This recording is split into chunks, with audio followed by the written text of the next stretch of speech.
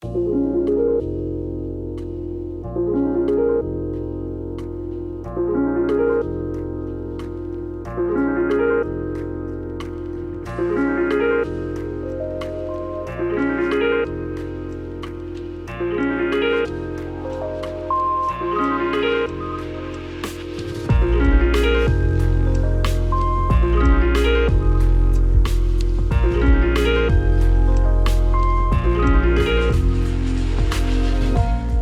and welcome to episode 56 of the Noclip podcast. Danny here, just with Jesse. The two of us, Jesse. Hey, we can make it if we... Hey, aren't you the trending gamer of 2016? Isn't that right? Is that your title? Is that what we were going to put down? Why does that come up right away? I just remembered that. I don't know why. It's very funny, though. I lost. You did? I did. I lost to Boogie. Oh, you know what? Yeah. He's the trending no comment. gamer. No comment on that one. Boogie's had a hard time since that. That was a strange night at the Game Awards. I don't really think I was that trending, to be honest. I think Jeff Keighley has a sort of a soft spot in his heart for me because I make video game documentaries, and that's kind of how he started out, was like embedding with Valve and doing all that sort of stuff. So apparently I got enough nominations. He didn't pick them, but yeah, but that night I went to dinner with, it was me and my wife, because it was like the one thing I could take my wife to be like, look how cool I am, which like wasn't at all. And Boogie and his wife, and I think I was with John Vignacchi as well of Nintendo, and his now wife. I think that, so we had this really weird meal in like there's a sushi place in LA Live, which is like the one good restaurant when you're at E3 that's like anyway close, that usually you have to wait like an hour to go to. And we went there, and it was just like a really surreal night where I was sitting down with like Boogie, and I was at this awards show, but I did lose. But yeah, he's had a hard time. He's gotten divorced, and then some YouTuber tried to shoot him or something. Yeah, real tough time. Lots of weird stuff. And there's actually probably a lot of other weird stuff as well. Yeah. I stopped following him on Twitter a while back, so maybe I avoided some of that. But yes, fame, man, it comes with a cost. Yeah, it sounds like a dream smoke circle you had there. It's the three of you just hitting that bong after the Game Awards, right? It could have all just been in my mind. It's weird. This is a weird little industry. It's why I tend to keep to myself these days. We're here today to have a podcast. We did a podcast about Half-Life last week. I don't know what we're going to do next week because I'm kind of all over the place at the moment. I don't get into the sticky personal details of my life all that often on the internet, which is weird for somebody who, I guess, runs a crowdfunded business on the internet. But it's been a rough couple of months over here. Just I have had some, again, I don't want to get into the details, but I have some sort of family health issues back home in Ireland that have taken some of my, emotional energy, probably more than anything else. I am actually flying back to Ireland on Monday, which by the time this goes up will have been 4 or 5 days ago.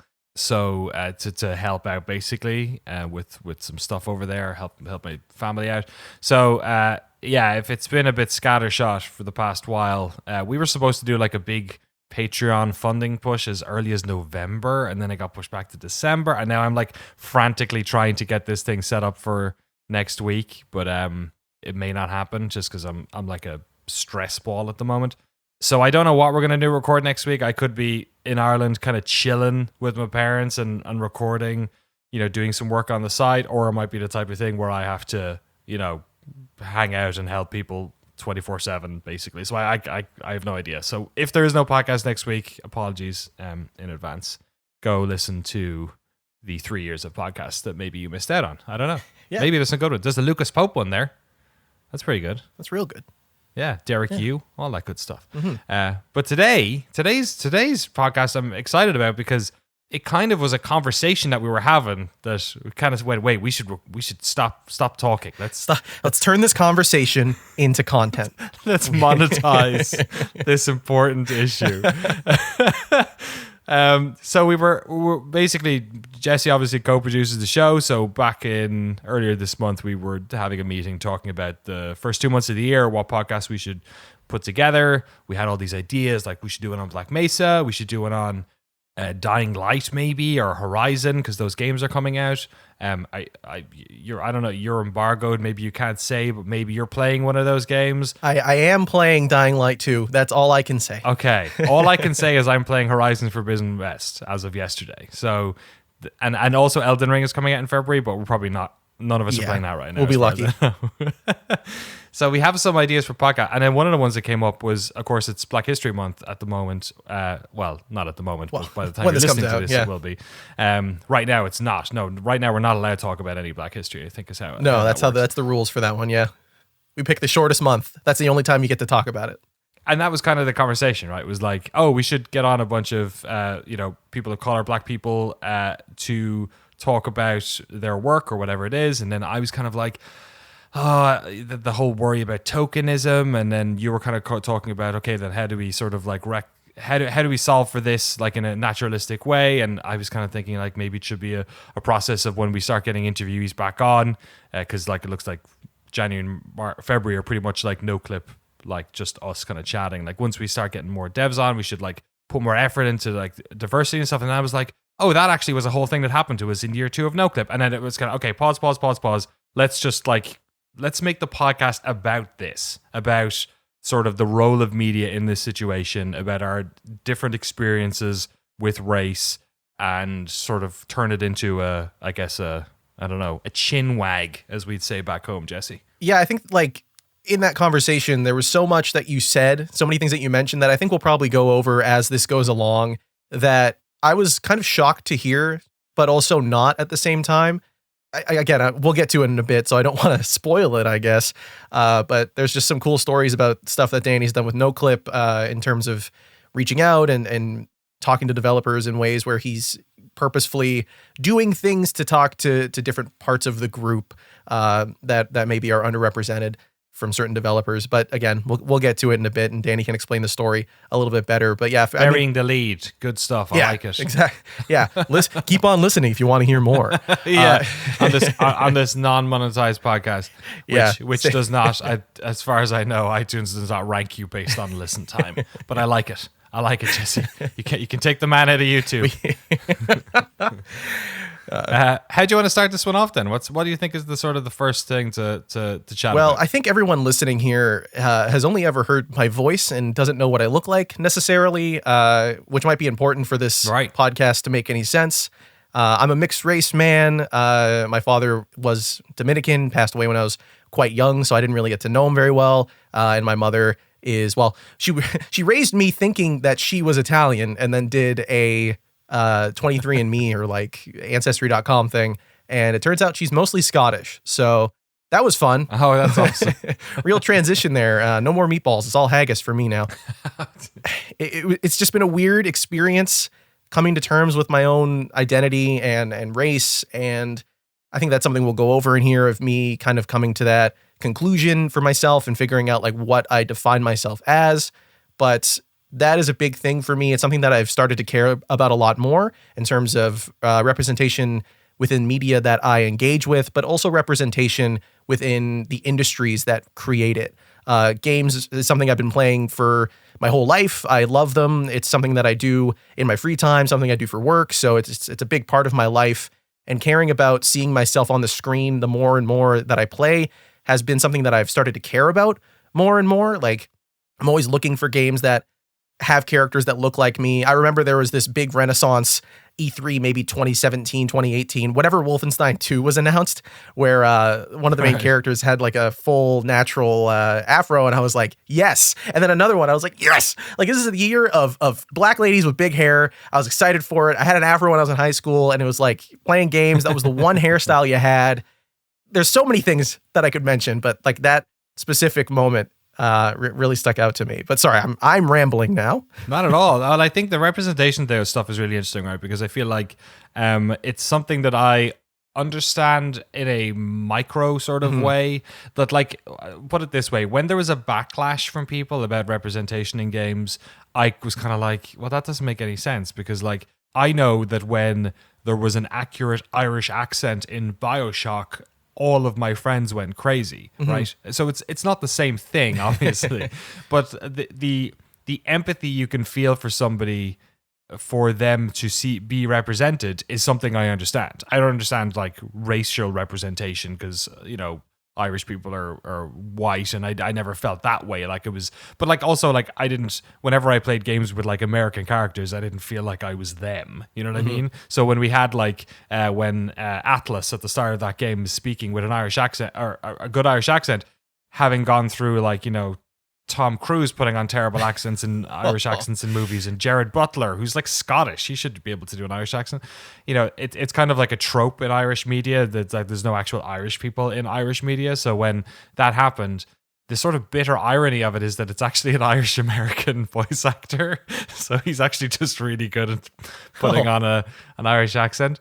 I think he was born in the States. I don't want to spoil BioShock, but he also does another accent in that game. So it makes sense why he's doing it, I guess. But yeah, that whole concept of like representation, it always seemed like super fucking obvious. Like, of course, it's the reason why like Eastern European people love their Eastern European games. It's the reason why like Stalker is so popular in the Ukraine. You know what I mean? Like it's there. Of course, if your culture, or if you're somebody who looks like you, or talks like you, or acts like you, or thinks like you is in a game, then it's going to be something that you're excited about, especially if it's so rare. And it's so rare. Like I'm trying to rack my brains now of like famous black characters or just like minority characters in video games. Even I was watching a mini documentary about Jordan Mechner designing Prince of Persia, and I was even like, oh, even the main character, and that's white. Isn't that weird? It's the Prince of Persia, and that's a white dude. I don't remember that being how that works. Because like the characters aren't, because the other ones aren't, right? All the sultans and stuff, they're all like, they seem more accurate. But yeah, the main characters, that's a typical trope where the main character, for whatever reason, is not the race everyone else is. Why do we do that? What's the point? I think he's blonde. Yeah, you're like, whatever. Although maybe the Apple II version, he's got purple hair. Yeah, it depends what of the 18 versions of the first Prince of Persia that you're playing. I'm sure the color palette of each of the systems probably influences there too. It's funny that you mentioned the representation bit of like, it's hard to come up with really famous characters in games that are of like minority groups or just people of color. Like there's not too many that I can think of that are like from some of the bigger games. Like there are some characters that I can think of off the top of my head, like Marcus, not Marcus Phoenix, sorry. See, even I'm having a hard time coming up with it. I said I could come up with the top of my head. It's so hard to come to me. But I mean, the first one that I think of is Lincoln Clay from Mafia 3. He was a mixed race character as well, Dominican mixed race character, which was super cool for me to see on the screen. But the protagonist from Watch Dogs 2, there's whose character again we can't remember. Yeah, I think it's Cole, Augustus Cole. That was the guy from Gears of War? Yeah, the Coltrane baby. That's what it was. Sorry, yeah. Coltrane. My earliest character I can think of was CJ from San Andreas. Yeah, exactly. And there's the Grand Theft Auto games too. Yeah, and I remember that being a sort of a big deal, because you're kind of like, oh wow, it's a game set in like basically like South Central LA, and it's like using all of this like. It's leaning hard into like African American, like SoCal black culture, and they have a black like main character. And I remember like that. So I mean, maybe you were too young when that game came out, but like I was pretty young when that game. I wasn't 18, so I must have been like 15 or something. I can't remember what a year it was. 2000, I think it was 2001. So yeah, when that game came out, I remember it being like. They were writing then about like, oh wow, look, it's a black main character in the game. Or like even Alex Vance in Half-Life 2, she was at start 2.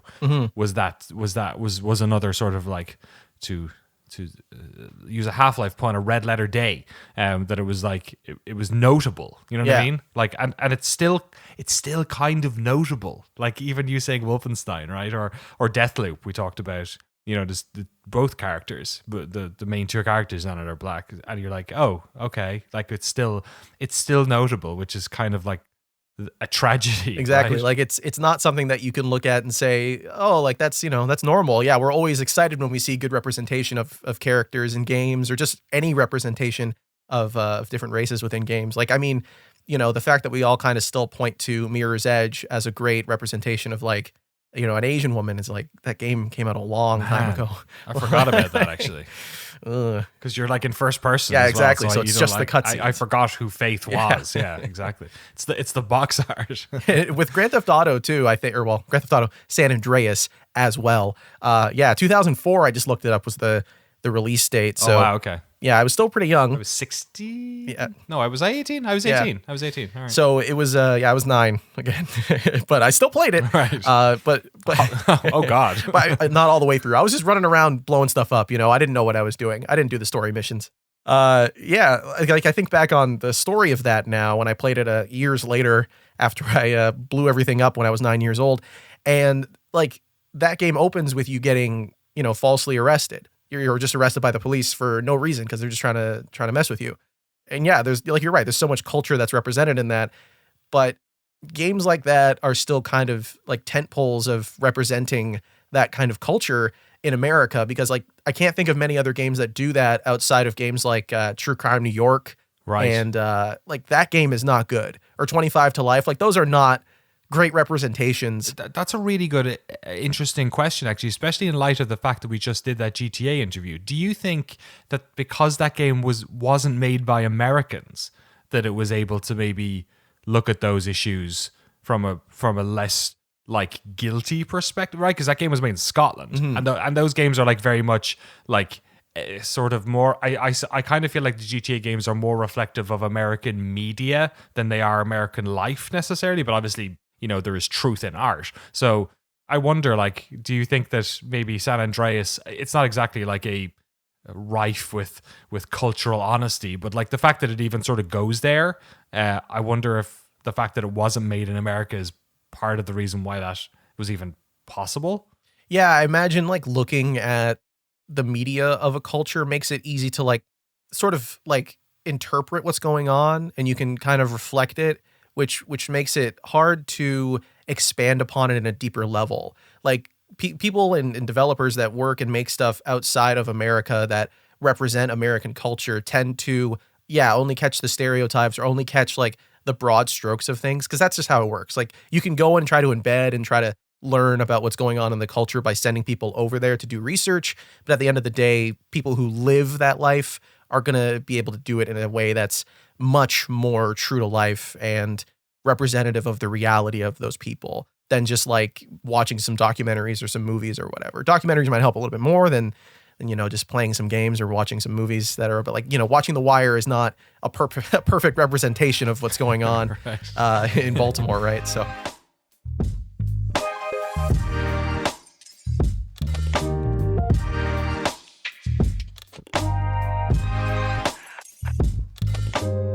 I wanted to touch a bit, Danny, on your time at GameSpot and now your time at Noclip and kind of the transition between the two, because you spent a lot of time working in an industry that for a lot of people is not something that they stick around in for a long time. There was a tweet from Nadia Oxford, you actually shared it around, talking about how games journalism doesn't really pay a livable wage, and that's why you don't see a lot of older adults in the field, and it kind of phases names out. People end up leaving because you just can't afford to do it forever. Yeah.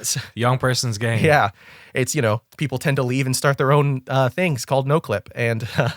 And you've seen, I'm sure, tons of names over the years kind of transition out of games journalism into making games and working as consultants and doing all of their own things within the industry still, but not working in the journalism section of it.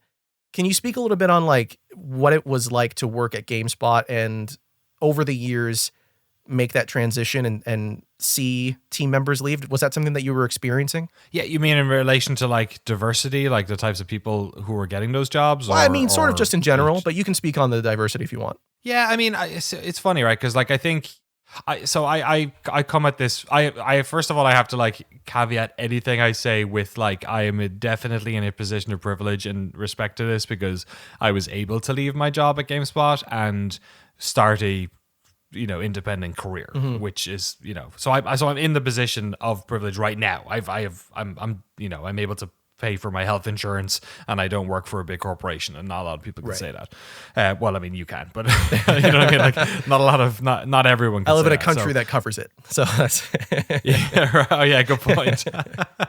Yeah, and I could move back to one that does if I was stuck. So I suspect that's part of it too. Yeah, so maybe my thoughts on this are a little bit more cutthroat as a result. But when I was in games, when I was like starting to get into games, this was also true. That like whenever I saw my heroes age into their 30s and then, you know, or start to have families or, you know, just want to have more financial security, they eventually left games journalism to do either, you know, to work for a company, which usually meant doing PR, you know, public relations, marketing, consultancy, which can come up in lots of different ways. That's like a company either asking you to give them input on a video game or to do mock reviews or to do industry consultation on you know, market trends and stuff like that. There's like I've done some of that stuff as well, like here and there, just to sort of see what it was like. But that's kind of what happened because there's just it's you don't get paid all that much to do it.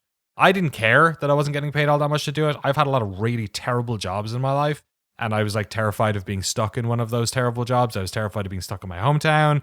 So the idea that I could work in any professional field, even if it meant that I couldn't really afford good food or I had to live with like 5 other people, like sure, that I don't care. I'll figure out a way.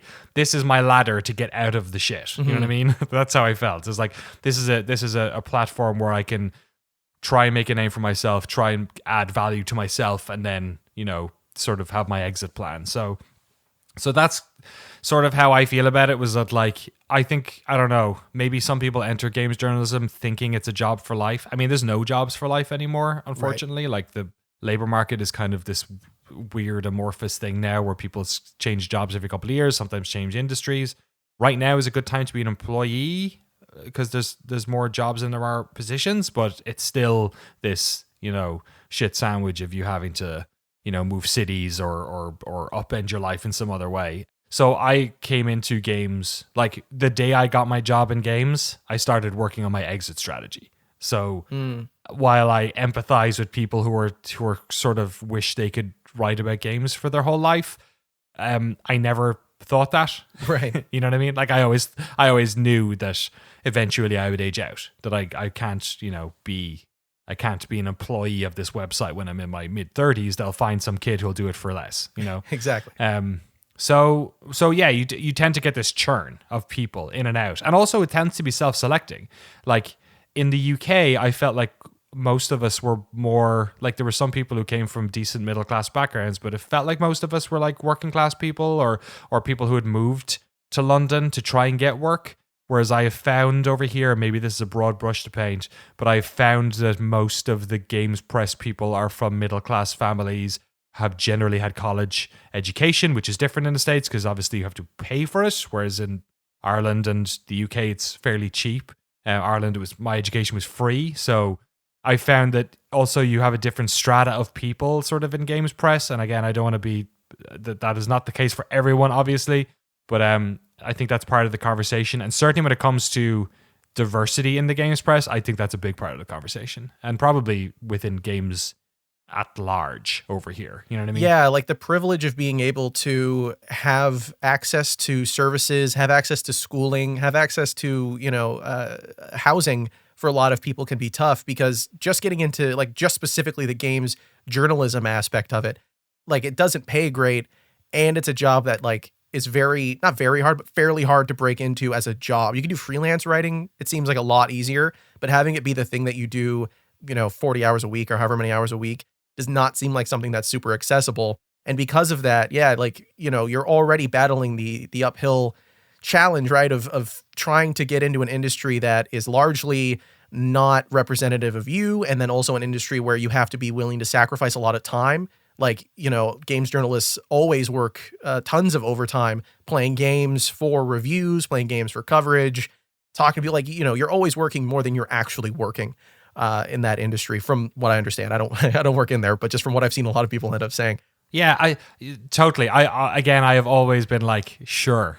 Like, but like, what's my extra work? I have to play video games. Yeah. Oh, okay. No. Like, I come from a very different position on this than most, I think, because I don't know. This sounds bad, but like I've had some really shit jobs and I've avoided some worse jobs that my friends have had. And there's never been a moment where I was like, oh wow, yeah, I have to play a lot of this game. I talked to like Timur Hussein is like a friend of mine where I can like talk about this stuff with, because like he works his ass off. That guy is like reviews editor for GameSpot. He did the hustle and got in there, and he left the games industry and came back because he wanted, he's a law degree. Like Timur is like the guy if you want to talk to about like how hard it is to be a games journalist, but like also how hard it is to be anything else in the world. Like it's not that bad. Right. So when people complain about like the hours in games, I think if they're being paid badly, absolutely. I think if you're in a place where you're not getting totally shafted, then as long as it's not so bad, but like it's definitely a lily pad, right? Where like at a certain stage you're going to grow up and that thing's going to start sinking. So you need to like figure out how to get off. Mm-hmm. But yeah, sorry, to your initial point, 100%. Like it's easier to do a job like this. It's easier to like move to a big city and break into an industry if you have some sort of safety net. And that safety net can be, like you said, housing. It can be a lack of debt. It can be a lack of familial responsibility, which also comes from class. If you're poor, then your parents are probably poor, which means they're probably still working, which means they're probably still sicker, which means they probably need more help. You know what I mean? Exactly. Yeah. So it's all that sort of stuff. Yeah, like you were saying with the hours thing. Like it's not, obviously there are worse things to do. I've worked some pretty crappy jobs myself. It's not great to do other things, but when that is part of getting into the work and being a part of it, like, yes. Yeah, having 8 extra hours in the evening, or 6 or 4 even extra hours in the evening with no other responsibilities really, other than, feeding yourself and maybe walking your dog. That's fairly, it's not the worst thing ever, but for people where you have a ton of other responsibilities and you've already worked your 8 or 10 or 12 hours, that's even hard for people who work in like, fast food industries and just working regular jobs that people do every day that like are part of society and you have to do them, right? Quote unquote. It's hard to have that extra time to devote to something, especially when like you have to break into games journalism, you have to already have some body of work. It feels like to do freelance work, especially. So to have the free time to do that first part before you even get to the job part, that's another big part of it too, right? Like you can't just do that right away. I could not agree more. When I tell the story of like how I broke in, it was I applied to a job at GameSpot when I lived in Ireland. They brought me over for an interview. I didn't get the job. Some other guy got the job and was fired within like 3 weeks for being incompetent, apparently. But I thought they didn't want to hire me because I was some Irish country bumpkin and I didn't live in London. So I moved to London. I kept applying for jobs, being like, now I'm on the doorstep.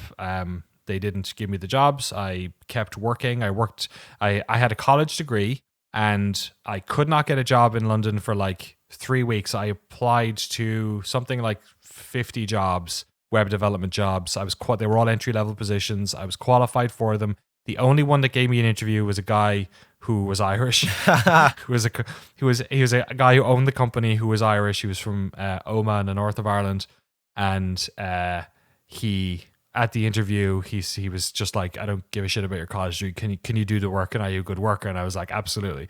And I wasn't paid loads. I was paid like I was paid a entry level web design field amount of work. But as you said, if I was working in a shop, and I'd worked in a shop for a year before that, full time in Ireland, I'd worked in retail for years, part time, obviously, while I was in college. But if I was working a retail job, which Timur was, and he was living at home, I wouldn't have been able to like put all the time into working on my resume, right? Mm-hmm. I had spent up to that point like a couple of years, writing reviews, doing videos, trying to build some sort of CV that I could show them, that I could do the work. And then when I was working in this web design job, I was at least earning enough money where I didn't have to have a second job or anything, and I could spend my evenings and my weekends, recording this Citizen Game podcast, doing video shows, running the website, doing all that sort of stuff. So you're totally right. Like, I think, like, and my perspective on this, of course, as a white person, and also as a European, I think, is that it's inescapable to divorce class from a lot of this sort of stuff. Yeah. It's sort of a compounding problem, and especially like an aspect of racism is classism, especially here in the United States. Like it's as obvious as fucking day. Like when I moved here and I was like, why do all the black people live in a different part of town? You know what I mean? You're like, oh, okay. that there's obviously something different here.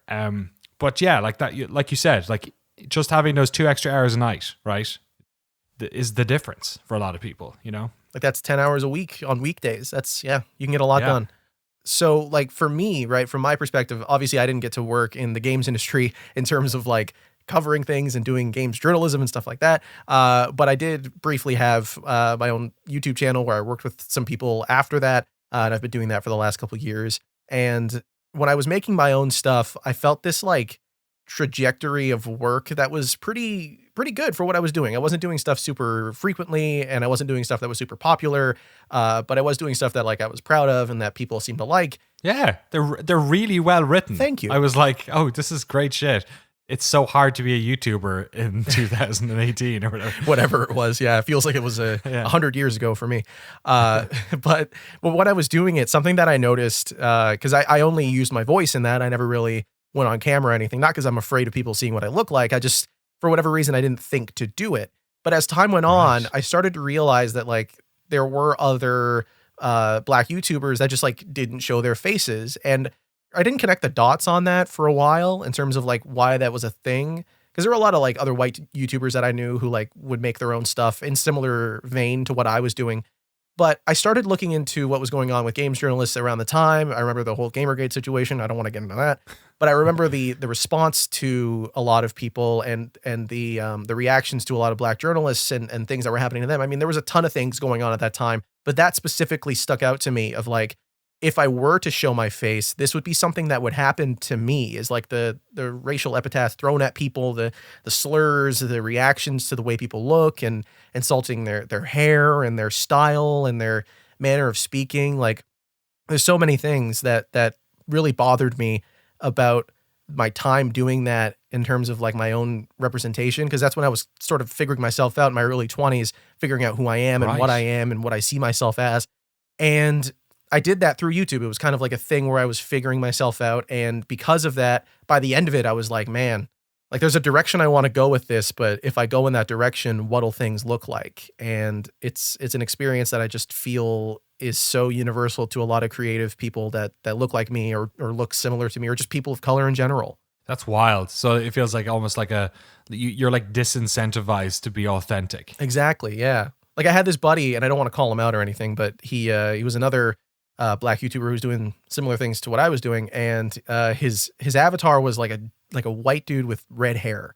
Right. And it's like, okay, like he eventually changed it, but I was like, we weren't being mean to him or anything, but it was just like, what was the reaction? What was the reason for doing that? I don't know. I can't speak for him, but I feel like there is some degree of like that was something I felt growing up. I'm getting really personal right now, but when I was growing up, there was this feeling I had because I was a pretty chubby little Black kid. And growing up, I was like, man, if I was like fat and white, I wouldn't feel so bad about how I look. Wow. Yeah, like that's messed up, but that's how I felt, So when you come into that perspective of like, I have to share myself publicly with people, I have to put myself on camera, there is this sort of ingrained thought process, I think, for a lot of people of color of like, this would be so much easier if I was white. Like I wouldn't have to worry about how I look or how I present myself because what are they going to say? Like, it's just, the thought is like, that's what white people are allowed to look like. And like, it's a sad internalization to have, but it is a real lived one, especially for me. Oh, I'm so sorry, man. It's like this. It's like an asterisk that's like always there and always going to be exactly. there. Can't escape it, man. Yeah. Sorry, got a little heavy there for a second. Just wanted to share that. It's all good, man. Hey, I do therapy twice a week. I'm all about it. Although I will say I don't put that on a podcast, right. So that's a good point. Maybe I hope my therapist doesn't. That'd be fucked up. It's interesting for you to be like, oh, this is like a problem that happens for Black creators on that platform, people of color on like a predominantly sort of like white-skinned website, I guess.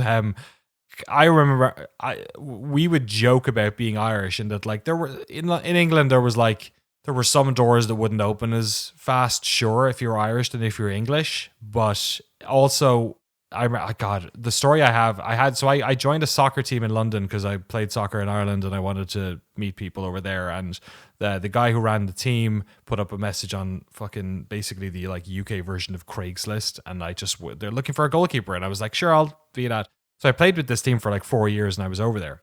And the manager of the team was English guy. He's black. He grew up in Oxford. He was worked as a teacher. Super, like, one of these guys who was like in his late 30s already and was like still super fit because he was a PE teacher and like really, sharp, and managed the whole team in his spare time. And he was just like a dude. And all these guys sort of knew each other. I didn't really know them all that much, but we'd go out after especially if we won, we'd go out for drinks afterwards. And the soccer team was based around a pub. One of the guys who was on the team sponsored the team, and he had a pub, and we'd all go to the pub. So of course, we'd have Saturday nights would often be late. So the two of us lived in the same part of town, and we'd get cabs home together. And the first night we did, he told me, "Oh, you're going to have to hail these down." And I was like, what the fuck? I was like, "I'm not paying for your cab home. Fuck you." You know what I mean? Like you're like 10 years older than me. What are you doing? You'll do it. And he was laughing and saying like, "Nah, man, they won't stop for me." Oh. And it was like, he's like, his grandparents were English. Yeah. And I was like, and I was the immigrant. And I was like, oh, fuck. It was like, I remember it like, I don't know how old I was, maybe 24, 23 or something. And it like dawned on me like, oh, I didn't realize that I was getting a free pass this whole time. I had this chip on my shoulder that I was like an Irish guy in England, and people were always making jokes about bombs and about fucking this and that. But I was like, oh, but he actually like in that situation, the chances are the taxi cab driver is also probably first generation immigrant or not, just knowing the demographics of London, that it was often, sometimes it was white cabbies and black cabs, but the cabs themselves being the black cabs, they're sort of like the ones where they're like the ones with with the medallion in New York kind of thing. Whereas like most of the cabs you'd get would be just from independent guys or with small crews. And I was like, in that scenario, he's the only person here who's like actually English, and he's the one who's the odd one out. So similarly with media, like it didn't dawn on me that the only black voice that I ever saw was like Guy Crowell on in the back pages of Edge, and he wasn't even English. You know what I mean? Like he was in the back pages of Edge, right, as one of their American, like, I guess, op-ed reporters, but there was no like any minority voices in any of the like PC Gamer, PC Zone, at GameSpot. I'm trying to like not, not forget anyone, erase somebody exactly from memory, but yeah, it was like, and none of that stuff like ever dawned on me. I think that's the thing, is it doesn't dawn on people. And then sometimes when I wonder if some of the backlash they get is because you're pointing at something that was really obvious that they never noticed. And it's kind of like, I remember being embarrassed when I realized that when we were getting at that cab home. Like, I was the asshole because I had never thought about that. And I was like, what?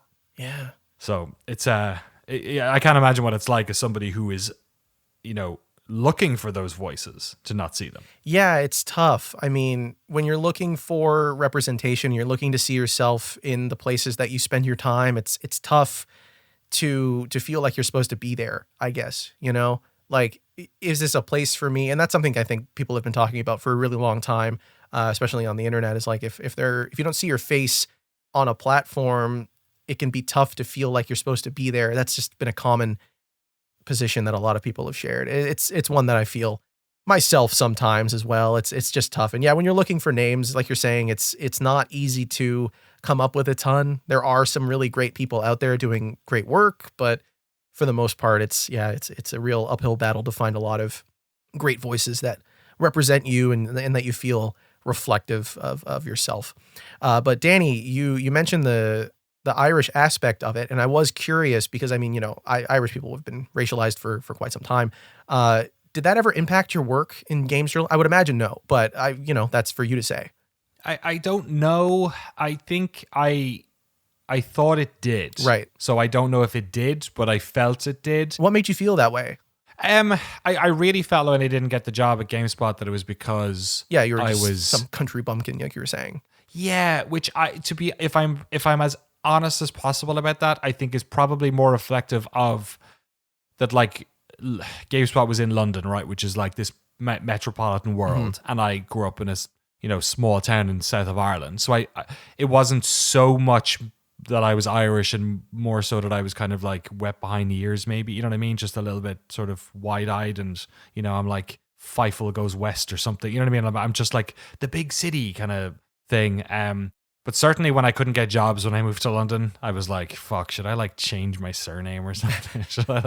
should I put something else? Is there like, can I put like my grandmother's, my mom's maiden name on these maybe? Because like O'Dwyer might just be a bit too much of a signal to these fuckers. And then when I worked at that company right up until I got, GameSpot basically called me about a job. I was actually moving to the Middle East and they called me like 4 weeks before me and my then partner were going to leave.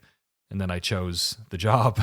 But I worked with that company before, the video production company for 2 years, and I worked my ass off because I was like, you were the one dude. Like I don't know if it affected it, but I applied for all those jobs. I'd been making websites since I was 14. Like I knew web design. Like by that stage, I had almost a decade of experience making them. Like professionally, no. Professionally, I had maybe 5 years because I ran a web design company for myself while I was in college. So I was qualified for a lot of jobs, but the only one that gave me an offer was the guy that was run by a Catholic Irish guy. So I was like, yeah, I don't know, maybe a little bit. But what I will say is when I moved to the States, it like inverted. Like, I feel like this is the crazy thing, and I think this was sort of this reflecting on my life in London without feeling as much of a victim because I'd sort of made it in America, and also being in America as a white person, which immediately, I felt it immediately, right? That like being white in America is like a freebie. That's a really good point. It's really weird. It's really weird because you instantly feel like I grew up like what would be known in Ireland as middle class, but like Ireland's like the strata of class in Ireland is so much more compressed than England, and orders of magnitude more compressed than the United States. So when I was middle class there, it was like my mom and dad worked in service jobs. You know what I mean? Right. And, we went on holidays once a year, and eventually we went on holidays out of the country, and my college was free and I didn't have debt. That's what middle class is. Whereas I moved to England and I was like, oh no, people here do really well if they're, if they're not at the bottom. And then when I moved to America, it was like, oh, this is crazy. There's like, you have like a strata of serfs that live underneath, which is why everyone up here is earning money. Like, so even me, when I moved to San Francisco and I was earning, what was I on? I don't think legally I'm what I'd say actually, but I was on really shit money when I started at GameSpot. But it was great. And then in terms of my race, like being Irish is like in America, it's like you're a celebrity. It was so strange. It was like a complete inversion of what it was like in the UK, where you were sort of always kind of a little bit, there's kind of a little bit of a why you over here taking our jobs kind of thing, right? And obviously there was a lot more actual, racism about Irish people in the 80s. My uncles and aunts who moved over would have seen the no blacks, no dogs, no Irish signs or whatever, you know what I mean? And in Chelsea pubs like that, that was fairly common.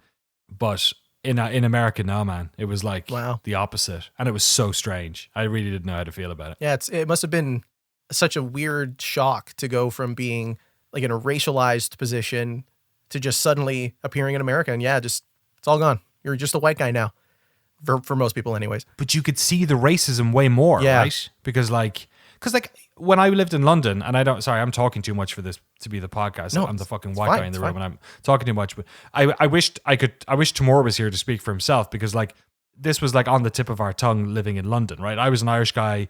Irish people were the terrorists for the longest time. And then Timur is a Pakistani international who lives in London. He's English as well. But like he used to get stopped and searched all the time by the police in London, right? And he grew up in East London. And it was because obviously by that stage, the sort of like fearful race were Muslims of any description, but certainly Pakistani Muslims were right up there, So like this was like on the tip of our tongue, his lived experience of it was way worse than mine. But like I was really aware of like that type of shit when I moved to America. And then so to sort of like have that sensory feeling of like always kind of like, London's like that. It's very metropolitan city. It's like you sort of, especially if you're a wide-eyed idiot like me coming from Ireland, where, not to I'm not talking shit about Irish people, but I'm from a very small town where there was like hardly any diversity whatsoever. So like London was like really eye opening, and then with those eyes now open, being in America was like, oh, this place is fucking crazy when it comes to this stuff, and nobody seems to care. I think that's the thing. It was like, why does no one give a shit? Like, yeah, no one else is like, what? Yeah, exactly. No one else is like, isn't it crazy how like all of San Francisco, you can tell where you are if it's rich based on people's skin color. Isn't that like fucked? And I mean, there was some of that in London too. You know, I lived in Peckham and Elephant and Castle, and I lived out in Stratford, and so there was like predominantly areas where it was, you know, Indian or Pakistani or North African. So it's not like there wasn't that, but like white people also lived in those areas. You know what I mean? Whereas like that was not my experience of North America.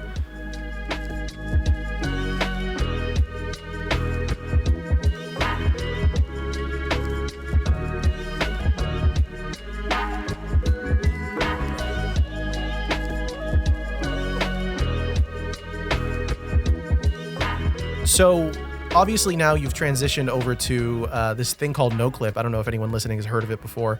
And you were telling me, like I said at the start there, that you've had some initiatives, some things that you tried to do when you were interviewing different studios about their representation and trying to make sure you brought other people to the table when you're doing interviews. Could you tell a little bit more about that? Yeah, well, actually, I want to ask you something because I feel like I've been rambling too much as well.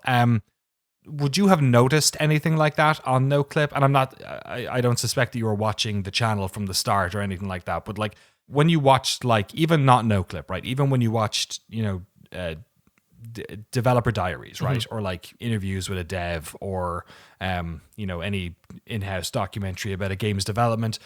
Were you ever like aware of how race plays out in studios? So when I was middle of high school, probably 17 years old, I figured out that like there was a whole industry of people talking about video games on the internet for fun. And I started to look into that and see what they were doing. And I was curious, like, what are they talking about? What kind of people are talking? What games are they playing and stuff? And so I started looking around and I started looking for information. And yeah, I remember watching a lot of like developer interviews. I remember looking into developers a lot because I was a big programming nerd when I was in high school. I was super into making games. And I just like was so curious about the indie developers out there. Like I remember finding out about Jason Rohrer and watching Anthony Birch's Revrant series on Destructoid, like so many great things like that. But when it came to watching developer interviews or documentaries or behind the scenes stuff, or even behind the scenes stuff that used to be in the extras on video games, which doesn't happen as much anymore, unfortunately. Yeah, I don't remember seeing a lot of people that look like me. Help me start a YouTube channel. Yeah, exactly. I'll take it. Yeah, luckily we have this guy who does a bunch of it now. But yeah, definitely when I was looking into it when I was younger, it wasn't something that I saw myself a lot in, or really people that just like, you know, weren't just white dudes. It was a big thing. There's so many documentaries and behind the scenes videos like that where it's a bunch of frat dudes literally like playing beer pong and like, yeah, dude, put your aviators back on, bro. We're going to the beach. Like, I remember there was a beach thing and one. You should have used that voice on your YouTube channel. That would have million subscribers, baby, all the way to the top. Get out of here, PewDiePie or whatever your name is. I'm coming for you. I'm coming for you, dude. Yeah, yeah. That was my experience with that. Yeah, it's funny because so when I came over and then we did a couple of like developer interview style stuff at GameSpot, right? And then I started Noclip. It was kind of like, okay, we just need to get in the door. The most important thing is that people let us interview their developers. We'll try and talk to the right people, but let's just get them done.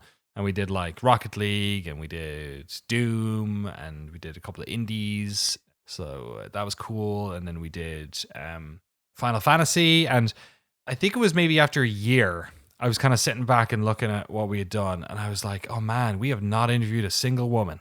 I was just looking at it going like, I didn't consider that. And we'd interviewed some like minority men, but we hadn't interviewed any black people either. And I was like, okay. So the women thing immediately was like, okay, maybe this is easier to solve because at least we can generally, and again, I'm not walking on eggshells, but I just apologies in advance if I'm a little bit incidental with my talking and I say something that irks somebody. But like in my thinking, I was thinking, oh, it might be easier to like get female interviewees because their names, you know what I mean? In the same way, like O'Dwyer was like really obvious, right? It's an Irish guy generally.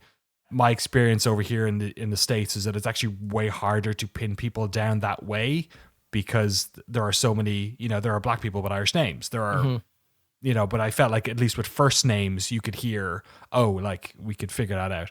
So basically what we started doing, I'd had a conversation with Austin Walker years earlier when I first started at GameSpot, and I was like, oh dude, there's no like, I don't follow any black YouTubers or podcasts or anything. And he gave me a bunch of people, like that's how I met Khalif. He like expanded my mind into like, oh, what you actually need is like a gateway. Like you need somebody to like show you where the good restaurant is. You know what I mean? Like you need somebody to tell you where like the good basketball court is that isn't full of kids. You know what I mean? You need like local knowledge. Right. So I was kind of like, okay, I need to like talk to black developers to figure this out. So I reached out to some people and put together a plan that was basically like there would be a round of back and forth with the folks that we were talking to, generally the PR people, right? To like try and get the right names. And also we were becoming a bit more confident about who we should talk to. You know what I mean? Mm-hmm. Like one thing we realized early on was like, we're talking to too many like leads and we're just getting the same like leader perspective, which is like cool because it's broad and they can talk broadly about the game, but we're not talking to somebody who is actually making the character or actually coding the physics. So we're not getting the like gritty detail. Right. So I basically like, it wasn't just based on race and it wasn't just based on gender or anything like that. It was kind of this like broad, like, okay, like if we look at everything, what is the best way of like getting as many different voices as possible so that we go back to the edit room, like obviously because representation is important, but also pragmatically, the more perspectives we have, the more ingredients we have when we get back to the edit suite. You know what I mean? So basically what happened was I changed the way that I approached studios. We sort of like, I was very upfront about when they'd ask the question about who to talk to, I'd be like, okay, what's really important to us is that we don't just talk to leads. So that we don't just talk to white guys. We don't just talk to people in this department. It's not that we try to get everyone, but like, certain ones were like, we probably should get a musician or somebody in here, an audio person. Let's get somebody lower down. Let's get somebody up high in this department and like see who's available, right? And it was important because I remember like the one, I never say who or what or whatever, but like there was one studio we were talking to where they initially gave us a list of 19 names and they were all white guys. And I was like, oh, so you and I not to make a comment about that or who they are or what they did. It's not for me to judge, but it was just very demonstrative of, oh, if you let the water trickle down the mountain, this is where it's going to go. You kind of need to get involved to like push it in a certain direction, right? So that's kind of how we started getting more diversity on our docs. And that's not just, like I said, like we started getting more women, we started getting more people of color, we started getting more black people specifically. And then we also started getting people who were like juniors or like had just joined, like, and what a great thing. Yeah. Like I think if you look at our Bethesda doc, for instance, one of the great things about that studio is that they have a super high tenure, like crazy high tenure, like something like 16 years is the average for people at that studio, which is, I'm sure it's not now because they've just hired up a bunch since, but like that's wild. So when we were there, it was like, that's amazing, that's really cool, we get to talk to all these veterans. Let's talk to somebody who just joined, because like then you get that perspective, right? Yeah.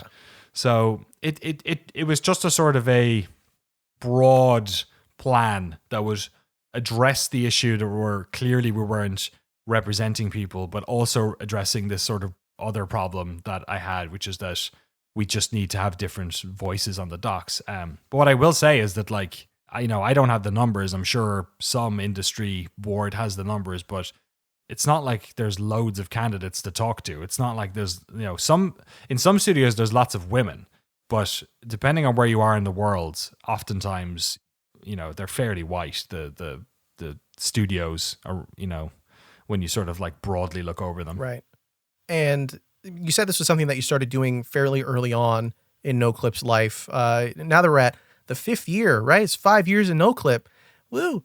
Have you noticed any change in that? Has it been easier to find more people? Like you're saying, the numbers haven't really skewed great in that direction, but in your efforts, has it been easier to find more representation of different groups in general in doing your interviews, even though now it's been a lot more remote stuff? Yeah, it's been hard during COVID, because after a year we started to do this, and then I was like way happier with the types of interviews we were getting, with the amount of people we were talking to. But the problem with the COVID stuff is that those projects are way smaller. Mm-hmm. So each one, we're only talking to like 1 or 2 or like maximum of 3 people. I think on the Among Us one, we're talking to 4. So like just numerically, it's harder, right? If you know, a smaller percentage of the people who work at a studio are, you know, if we're only talking to like a handful of people, it's harder to make that happen. Especially again, if we're doing a 1-person interview, it's probably an indie dev. They probably just are the lead, so it's not. There's nothing that can be done, right?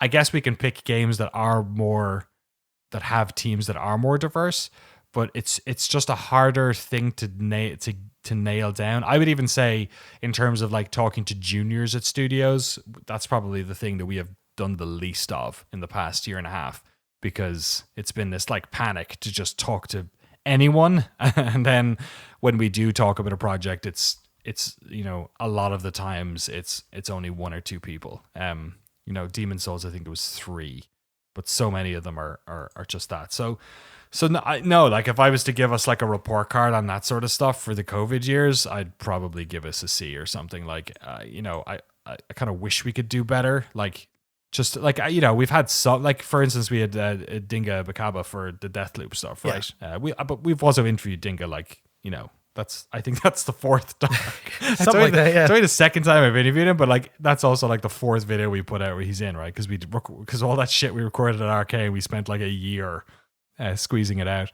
But yeah, so I think it's, you know, it's been not as prevalent as before, as a result of the remote stuff, and probably just as a result of also me taking my eye off that ball, because because of all the other stressful stuff, or because it just happened, or the global or pandemic whatever, as well, getting in the way of thinking of things. Yeah, or just like you've settled back into your comfort, right? You like, you know, I did the thing, and then there's this other thing that's stressing me out more, and because I don't have to think about it all the time, then maybe I don't, you know what I mean? Yeah. Which is why like conversations like this are important, because like, oh yeah, it's like, it puts it back on my vision, right? And I kind of think that's like a really important part of this when you're coming at it from like a white person's perspective, is to like just not instantly get defensive about it. Like, I get that like this isn't something that I feel in my bones 24/7, and sometimes I need to be reminded of it. So I don't give a shit when people are like talking about diversity, because like it's like a little bell that gets rung, you know what I mean? And if the bell isn't rung, then I'll forget the bell rings, you know? So like it's fucked up that people have to keep talking about it, but like there is literally a utility in it, because it, you know, I'm a busy person with lots of things going through my mind, and lots of things stressing me out, and making me fearful and making me excited.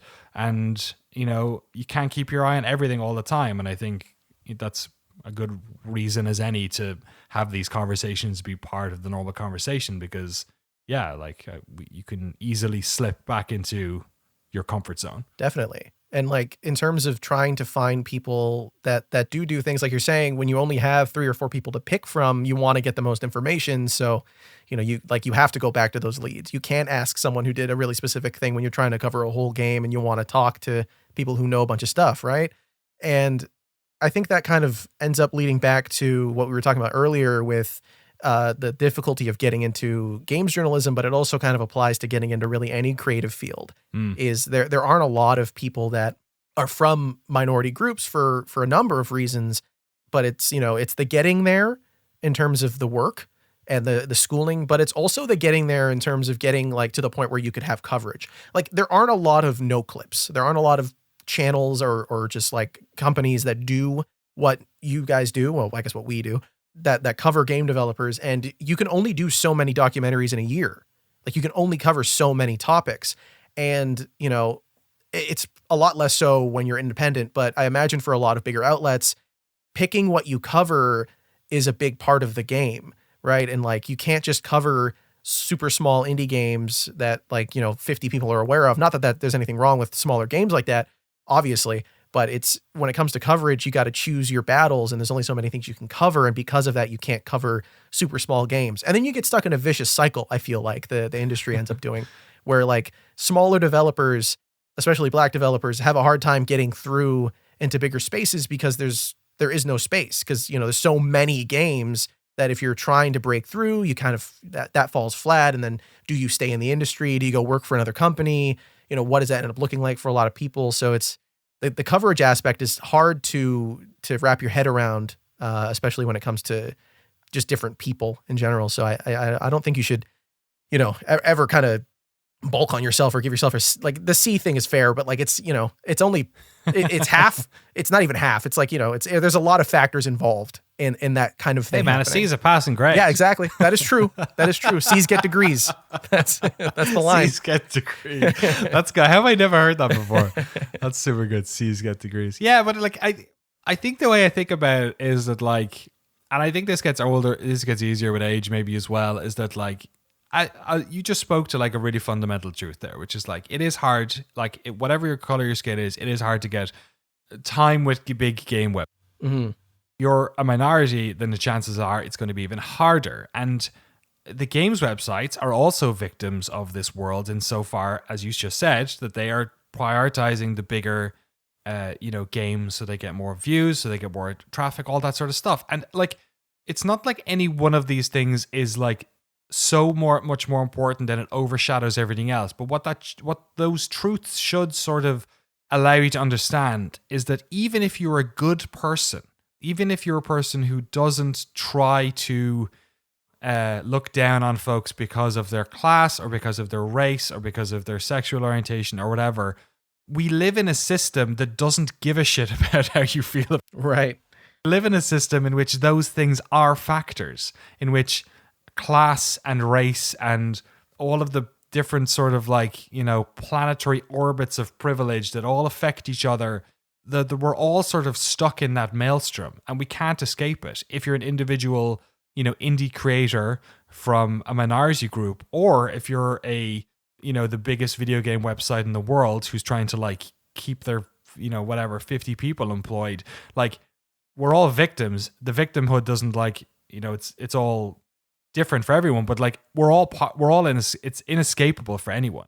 So you don't have to like feel bad about it. Like, and I think that's one of the things that white people, when it comes to race, or men when it comes to misogyny or women's rights, that's the sort of like stumbling block, is this feeling of like guilt that gets associated with it. And I don't get it, because can't escape. Yeah. You want to go live on fucking Mars? Part of a society. Like, it's not your fault. This is part of what you're stuck with. So like, you can close your eyes if you want to, and that's your choice, but like, you don't have to like, the idea that you have to feel bad about it is an excuse to ignore it. It doesn't really play. You know what I mean? Mm-hmm.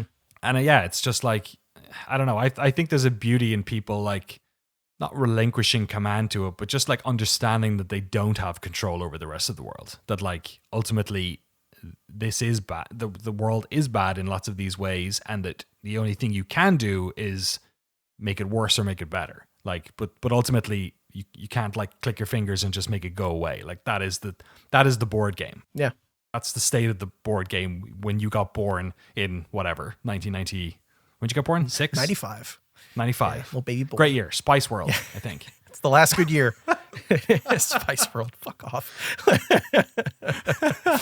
God. But yeah, no, what you're saying is definitely true. Like, there's only so much you can do to really deal with this aspect of it. The important thing you can do, the most important thing you can do, is just try. Like, as long as you're doing something, yeah, that's the important thing at the end of the day.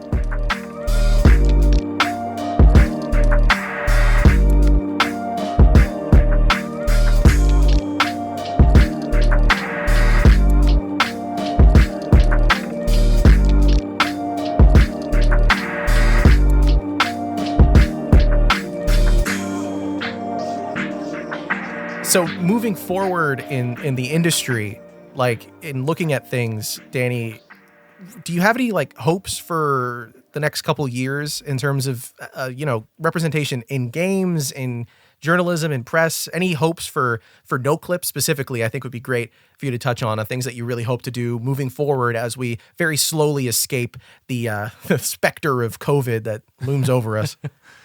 Yeah, I wonder, like, I don't want to like say everything's going to be rosy or anything, but I do think that like the democratization of media has at least opened up some of these spaces. Like, you know, you have fairly prominent black YouTubers and Twitch streamers, G4, I think both is Golden Boy and the Black Hokage are both hosting over there. Believe so.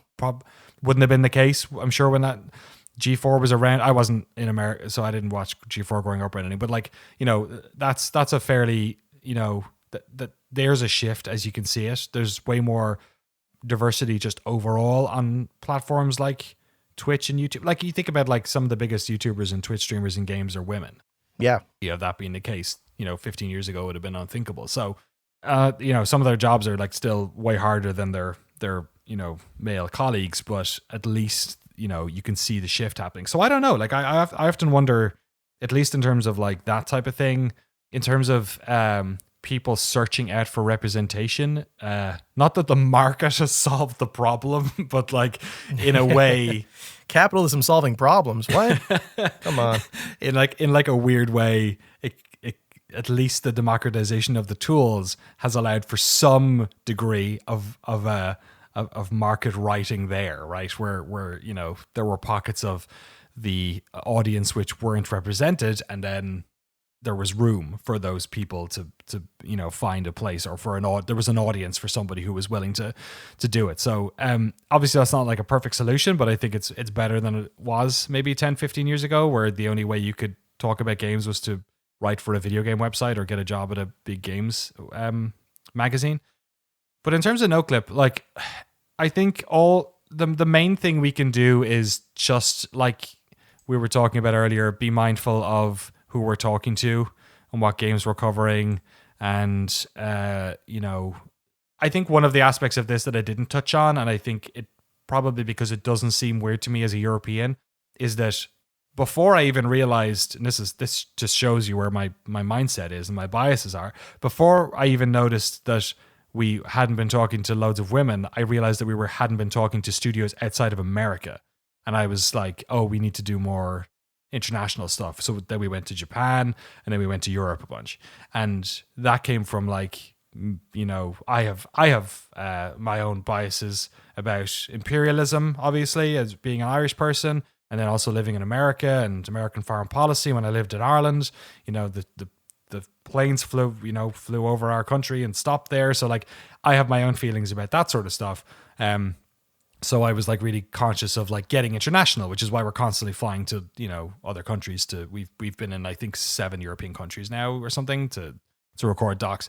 Outside of that and outside of our, trying to be mindful of who we're talking to and all that sort of stuff, ultimately we're sort of still at the whim of the games industry. And I'm not the person to talk to about that because I'm not a developer and I don't work in a studio full time. So I can't, speak to anyone's lived experiences or present you with a bunch of data. But it does seem like, perhaps the industry has gotten better about not just employing people who aren't white guys, but also promoting people within studios with respect to that as well. Just when I look at friends of mine who work in the industry who are minorities or women, that seems to be more the case now, at least, than it was 10 years ago. But again, I can't, I'm conscious of painting with broad brushes. Right. So, it's just one of those things. It's like, it's not, I wouldn't, we have like, I feel like there's like 10 missions. If we had a mission for Noclip, there's kind of 10 of them and they're all kind of up on the wall and you kind of have to keep an eye on all of them. And that's what documentary filmmaking is kind of like. It's about finding a truth and speaking to it. It's not, there is no one truth. You have to like find the truth you want to talk to, you want to talk about, and then give it a voice. And I think the process of that is about introspection and about looking at the world as it seems to be and picking the reality we have. And certainly diversity is one of those missions. But yeah, ultimately, I think it's not for me, in a way, it's not for me to give us a grade. It's for the audience to give us a grade. And like I said, with the name stuff, one of the things I was very conscious of, especially on Patreon, because you can kind of figure out demographics there a little bit, was just how few female patrons we had at the start. And I'm very proud of how that has changed over the years. Awesome. And I would also hope that we would have more diversity in other ways, because yeah, I mean, we can't speak for everyone all the time, but we can try. Right. Yeah, and there's a usefulness to having other voices in terms of like things you don't think about being brought up, and things that are important, ideas, games that might not even be mentioned if it wasn't for certain sects of communities, especially with Noclip, right? You get a lot of patrons kind of giving suggestions and ideas and games they think that they think you should cover, and people that they think you should talk to. And those are all important things to do and have as an asset, I imagine, for this kind of outlet of covering games journalists. As much as you might do a ton of research, there's communities that you won't even know about until someone tells you about them, like Project Zomboid, right? I mean, you didn't even hear about that, but it's been a huge thing for 10 years. And it's, that's a game example, but there's tons of things like that where you're going to find out about them as time goes on, and having a more broad audience and having more people that you end up talking to as time goes on will be a great thing. So I'm looking forward to that future for Noclip and that future for, I think, games coverage in general. But I'm also excited for what like the industry will look like in a couple of years, because there are things like the Black Game Developer Fund that Humble Games started, I think in 2020. That's been doing a great job of like finding Black developers and giving them money and resources and helping them kind of get a foothold within the industry. But a lot of these players, a lot of people that are taking the time and companies that are taking the time to try to speak for or give platforms to Black creators, especially this month, for things to change, they have to start putting their money where their mouths are. Like, you can't just keep saying, we care about Black people, we care about, Asian Americans, we care about whatever the current thing that they want to cover is. You can't keep doing that and then not try to make that the case better for them in that industry. Not to say that they haven't. There are tons of platforms that have done great things like that. Again, like Humble, Microsoft does a great thing with their community where they try to reach out and get creators and people to just make posts for their accounts and stuff. And they tend to cover a lot of Black creators and highlight them throughout the years. And lots of studios do stuff like that, but more need to do more in terms of money to get things to change. Because, at the end of the day, you can't just become a developer for fun if you also have bills to pay. Like, you can't just do that 24/7. Like, racism and classism aren't the same thing, but in America, extremely it's interlinked. Real hard to separate the two. Yeah, exactly. It's I think like if Americans really cared about equality, there would be a massive redistribution of wealth. Like, I think if a lot of sort of like card punching Democrats, and I don't talk about my politics all that much, but like I think if people were as sort of like conscious of races perhaps they sort of say they are, then they would be for policies which actually redistributed wealth in a meaningful way, instead of sort of like I don't know, charity that makes you feel good. Yeah. You know what I mean? So it's funny. I think I have a question for you on that, actually. Because like you said, I think one thing that we've always done on Noclip is, and we have had, like, I'm trying to think if I guess the hillbillies of GTA 5 might be the only one that stands out as where we actually made the focus of the doc the sort of people and where they came from aspect. But generally, when we have interviewed, like, I have never asked a woman what it's like being a woman in the games industry. You know what I mean? And like, we have interviewed, gay people and trans people and minorities and whatever else, and we have never made it the focal point, like, intentionally, I guess I would say. Like, I think our position, at least, is to, I think it's more powerful to talk to them about their work, and ultimately that's actually all like the main sort of thing that we want to do, right? Is talk to them about their work. That's what Noclip is about, talking to people who are super smart about the super smart thing they do, right? So like I've always made a point of not tokenizing people, Right. I think is probably where my brain goes with that. You know what I mean? Like, oh, and now we'll talk to the woman about the whole, and like so, you know, it's funny. We did the Grand Theft Auto episode of Greatest Hits. I'm not sure if it actually made it in, but when there's the BBC reporter, and I don't want to like cast aspersions on anyone or anything, but like it is telling of the era when he interviewed the QA team. I don't think we used the audio in the doc, but he interviews one of the QA people who was like the only woman in the studio, and she's like, "What?" He's like, "What's it like being the only woman in the studio?" Right? And like, I'm so conscious of never doing that, because it does. I think it like minimizes people or whatever. But like from your perspective, as somebody who, you know, is probably interested in those conversations as well, do you have a like? Is that something you wish you saw more of? Do you have a preference? Is it the type of thing that you would prefer to see? Maybe it doesn't work there, but it works somewhere else. Like, what do you think when, you know, because we've never done like a documentary on what it's like being black in games in development, right? Or what it's like being a woman in development. We've always made it about, we've always just like focused on the person's craft. Yeah, that's a tough one because there's a part of my brain that's like, I see the world through the lens of my representation, which is tough because as a mixed race person, you never get the right thing. People ask you questions all the time about what you are and what you aren't, and what makeup are you? What combination of colors are you? What makeup? Yeah, I get that a lot. They want to know the background for whatever reason. Like that'll help them figure out what circle to put me in on the Venn diagram. What to do with you? Yeah, exactly. Where do we put you, boy?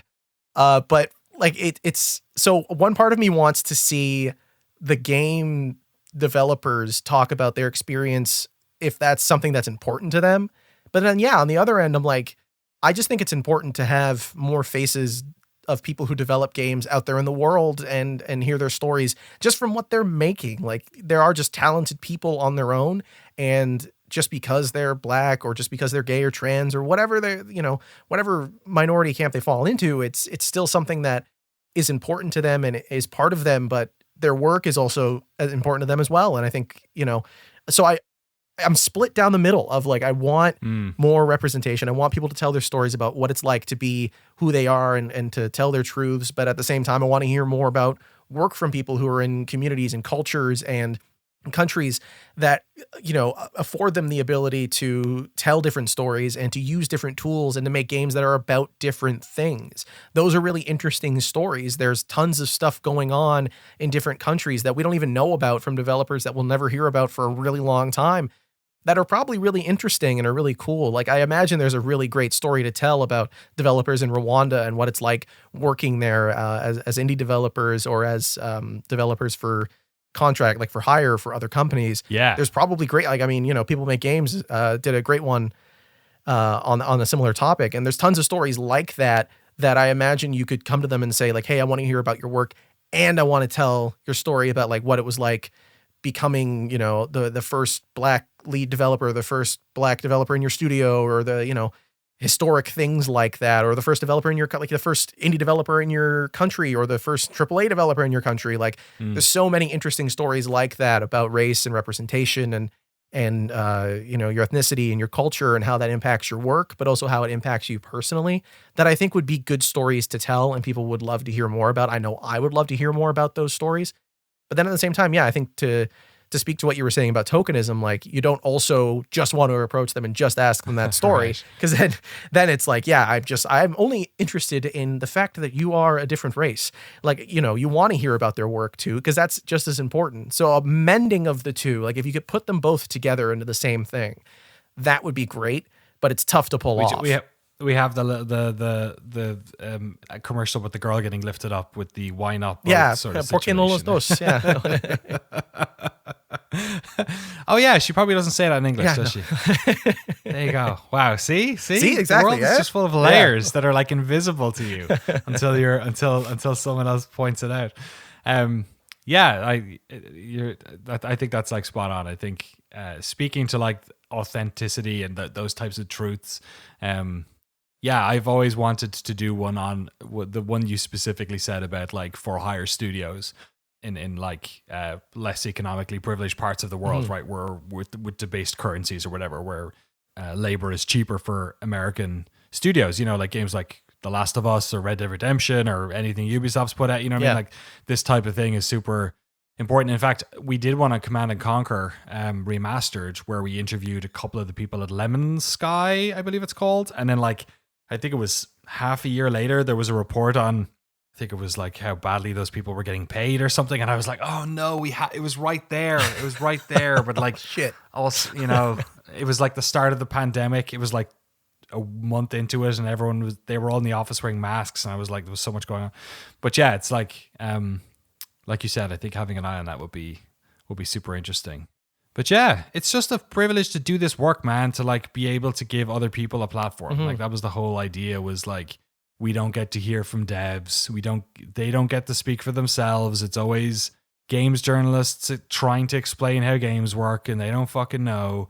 Or we're all having these conversations on message boards because we're all experts about it. And like those conversations should happen, and insights and, you know, those types of reflections should happen, but they shouldn't be the only voice in the room.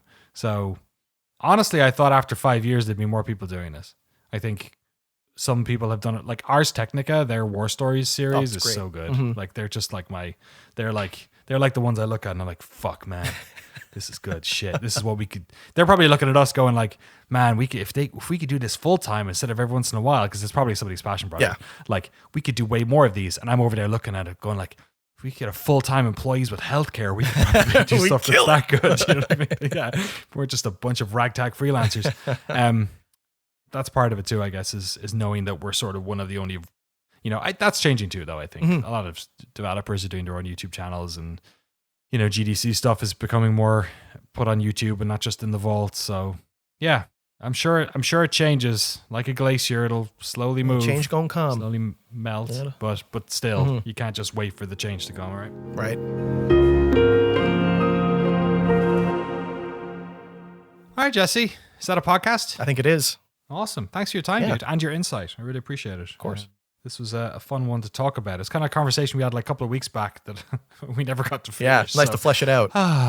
Yeah, not so blue-balled anymore, I guess. Got to change my shorts. Does that stay in the podcast? Yeah, that's up good. to Jesse. Yeah. Thank you so much for listening to our silly podcast. Thank you for supporting our channel. Like I said, it's been the team has done an amazing job. Jesse and Frank and Jeremy and everyone else helping us out and doing stuff here. I've been doing all the tax stuff and seeing all the awesome people we worked with over the past year, which is super cool as well. It's a good time anyways, but I'm obviously having a bit of trouble in another way that I'm trying to sort of like meter and keep on top of. This is why I stopped doing the Giant Bomb stuff, because I just had I needed to prioritize family and Noclip, and everything else kind of can sit to one side. But we do have loads of really exciting stuff coming. And like I said, the second channel, Noclip Crew, has a cool logo. You've seen the logo, right? I have. It's very cool. It moves nice. Thank you, Dan Silverstone, for putting that together. He's putting together a bunch of other stuff. Jeremy's working on his show about making video games as somebody who doesn't know how to make video games. Video Janes, you mean? Oh my God, Jane development, I think we're going to call it. Yeah. We were thinking we might do a game jam and call it Jane Jam, but that's just, it's hard to say. Good. But yeah, we've loads of what came up. The Project Zomboid episode of Noclip Wishlist just went up today, so that'll be a week ago by the time you've listened to this. But yeah, we have lots of stuff coming. We still have our 2-hour-long Black Mesa doc that I'm working on. The Among Us documentary Jeremy's working on at the moment. Soul Reaver, and then we have some really big studios. Basically, we're waiting for COVID to chill the fuck out. So we'll be filming those likely in March. But February will be a big month for Noclip Crew. Starting to talk about that, doing our funding drive, and just trying to get back some of the patronage that we always lose in the years we don't talk about Patreon. So it'll have been a year since our last funding drive in March. So maybe that's a good time to get back at it. Yeah, that's it for today. Patreon.com/Noclip for our funding, at Noclip Video, at Daniel Dwyer, at Garasha Watch the docs over on youtube.com/Noclip video.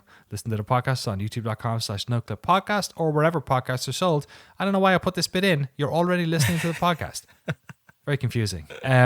Jesse, you can't say anything about Dying Light 2? I can't. 2? 2? Yeah, Dying Light 2, Stay 2. Human. You have to say the last part. It is part of the name. Stay human. Okay. Is it : Stay Human? I don't think it is, which is even more confusing. That is confusing. Dying Light to Stay Human. Okay. Dying, yeah, it's like Left 4 Dead. Dying Light to Stay Human. I like it. And I can't talk about Horizon Forbidden West, the continuing adventures of Aloy. Does she have a surname? I don't think she has a surname. Maybe. Aloy. Aloy It's like Madonna. of the yeah, exactly. It's like Madonna. It's like Prince. The artist formerly known as Aloy. As Aloy, yeah. As Nora girl. So I'm surprised this podcast went on for an hour and a half because the two of us are probably jonesing to go back and play those games. Or not. Right. We can't say. We can't say either way. Jesse, thanks so much, dude. Of course. Thank you for listening to the podcast, and we'll see you, if not next week, the week after. Take care.